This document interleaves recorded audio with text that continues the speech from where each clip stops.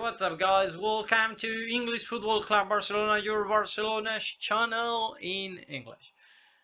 Well, and that's all. I really don't want to talk. I'm a bit sick actually because I got vaccinated. And the dose I think made me feel worse than the last time. I feel, wow. Anyway, this is not about me, it's about Barcelona, but yesterday, oh my god. I was watching Barcelona thinking, kill me please. Well, let's talk about things of the match, because about the match is very difficult to talk about, and let's, without more delay, let's start.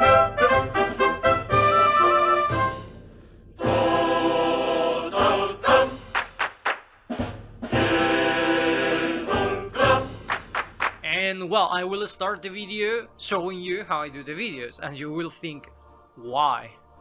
Well, this part, I think you can see the mouse, I hope so. This part is the music that you may sound like you may hear like a background. This is my voice, and these are the pictures, right? You will see the picture of Laporta now.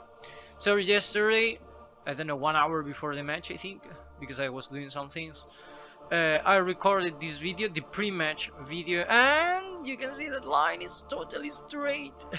It means I recorded nothing, no sound at all, so I couldn't record the video.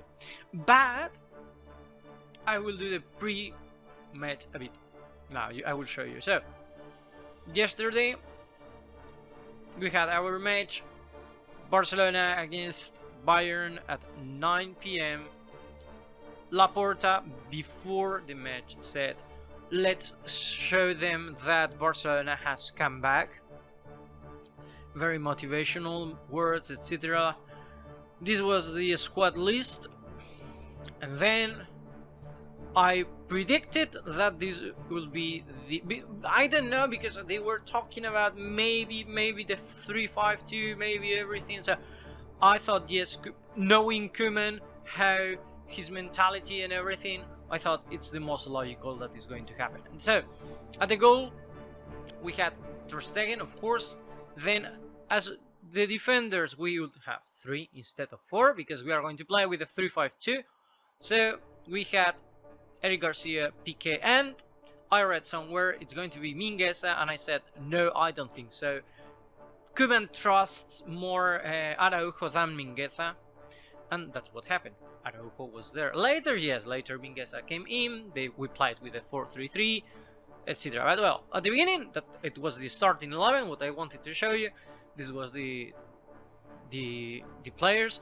Later, yes, as a wings, Alba and Sergio Roberto. As interiors, we had Busquets, Pedri, and De Jong. And finally, as forwards, we had Luke De Jong and Depay, Memphis. So this was the starting 11. I thought it's going to happen, and that's what happened, right? And even worse, I said we are going to lose 3-0, sorry, or 0-3, and that's what happened. Sadly, we lost 0-3. Okay, so let's talk about the match.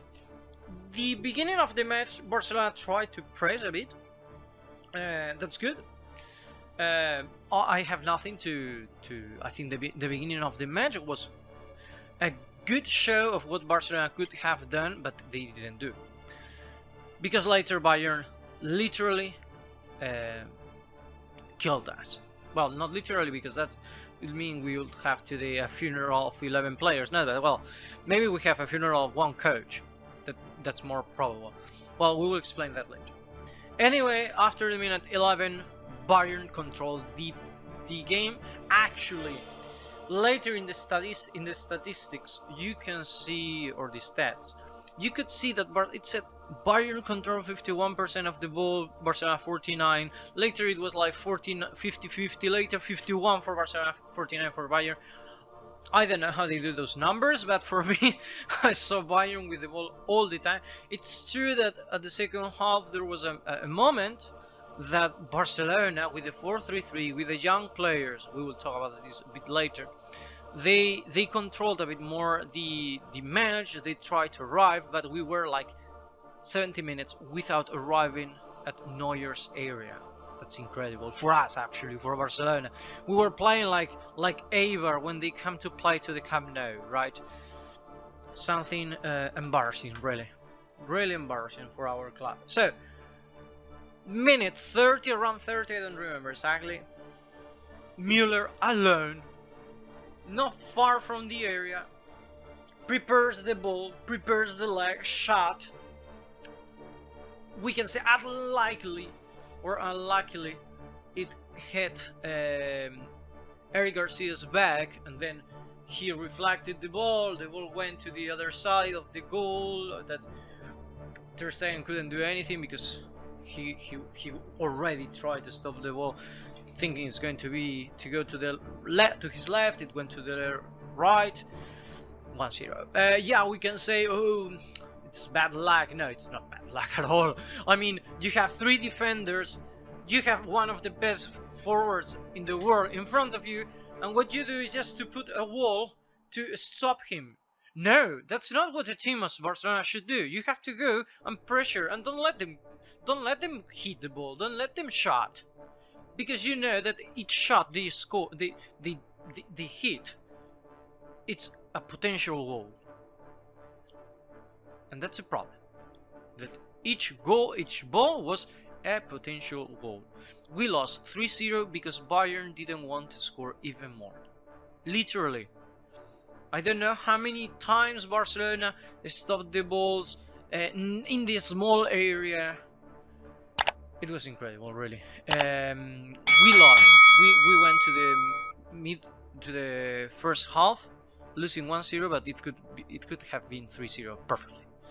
Then Koeman, that I don't know what he was thinking about, maybe thinking like, well, if we lose 1-0 it's alright. I don't know, that's not the mentality we have in Barcelona, but maybe it's the mentality he has.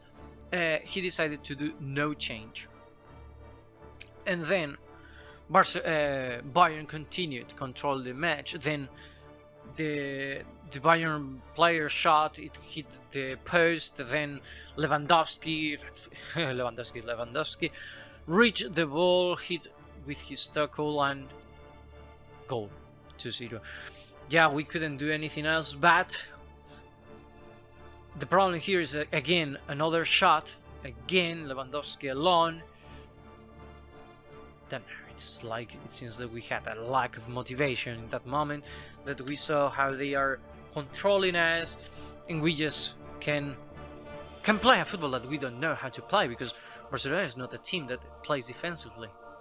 Have you ever seen Barcelona out of yesterday playing at the area, at the counter attack? No, I've never. This is not our philosophy at all. So then, seeing that, Koeman decided to change. He changed Busquets and Sergi Roberto, changing the system for the 4-3-3, and then Gavi and Demir came in. And later, with these changes, Barcelona showed another image. Showed that they could control a bit more the midfield. Showed that we could face them a bit more motivation, more things, you know. And then Alba got injured. Actually, later I read that Koeman asked Alba to try to play. You cannot come to a match like this with a player half injured and ask him, well, but today you play, okay, next weekend you can relax, because what's going to happen is that he got injured.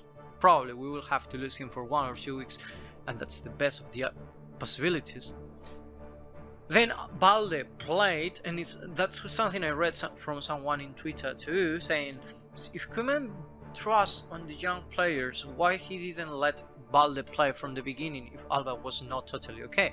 And that's true, of course. Yes, Alba is injured. I mean, Balde is too young. It's 17 years old, etc. But at the end, you know, if you come with a losing mentality, with the mentality of they are going to score us, they are going to kill us, well, at least you have to try to face them. You have to try to. You can say, well, you know, we lost 8-0.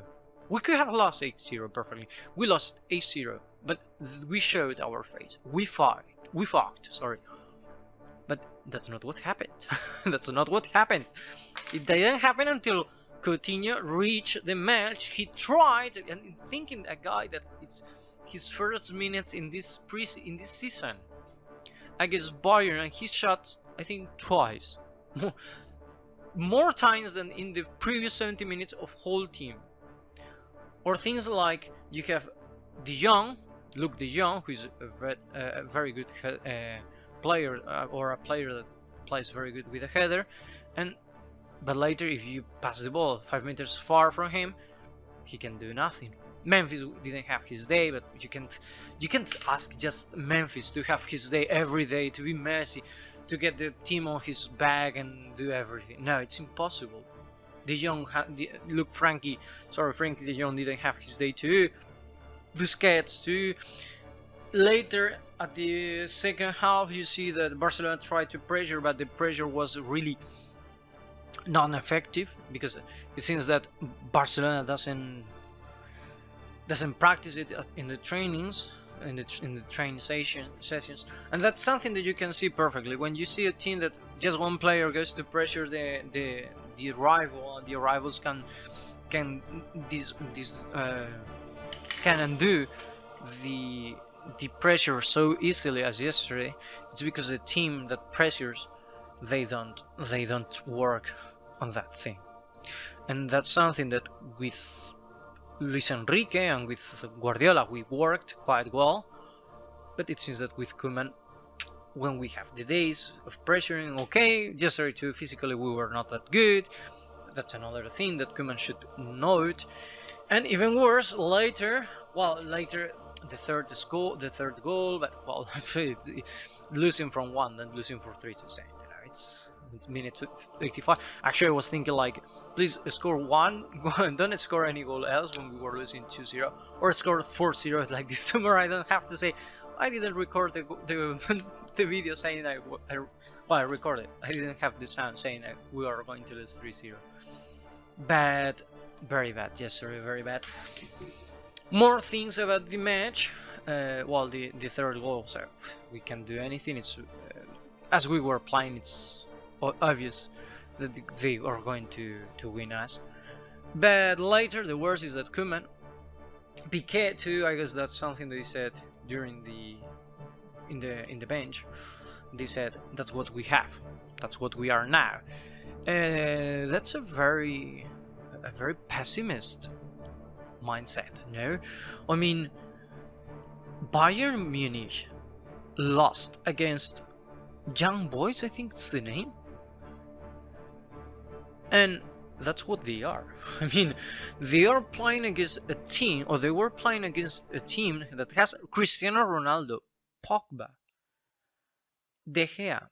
Oh, I don't know if De Gea played yesterday. I didn't follow it because I was watching the Sevilla. But anyway, and they won. They won. Yeah, the Young Boys won. Sevilla got 3 penalties against them, and they drew. You cannot say that. That's not an excuse. Or later, for example, Koeman saying, well, the quality of our team and the quality of their team. Well, Koeman, you have 3 players in your team at least that they reach the semi-finals of the Euro Cup. 2 players, 2 players that are semi-finalists, sub-Champions League, sub-champions of the Olympic Games. So if you have lack of quality in your team, I don't know. It's true, we don't have Messi, we don't have those players, but anyway, you have a team and you have to work with that team. And it's very easy to say, well, the quality of the team.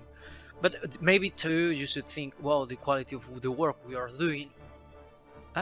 Koeman, a bit of autocritic, not always criticizing Laporta or criticizing the players. Maybe a self-criticism is a bit needed in yourself. And because as I'm saying, I don't think the Young Boys have the best team in the world.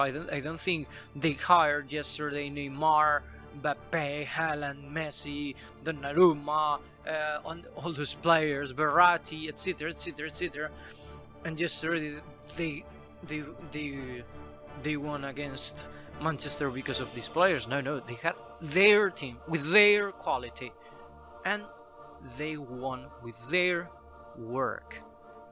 And that's what Barcelona needs, more work. I don't know how long it's going to be Koeman in this team. I'm sorry, it's been very long, this video, but well, I don't know how long it's going to be Koeman. But yesterday after the match, I read or I heard or I watched a video that someone in some media saying that Koeman, Laporta, Mansip, if I'm not wrong is his name, and Piqué had a meeting after the match. It seems that there were some noise inside Laporta's office, and there are some rumors saying that if this doesn't change, Laporta is ready to fire Koeman and put Jordi Cruyff as the coach of Barcelona. What do you want me to say? If that helps us to improve the team, welcome, ready. And that's all, guys. I have to talk to you today. I hope you enjoyed the video, this long video, and thank you for watching us, and see you in the next video. Have a nice day.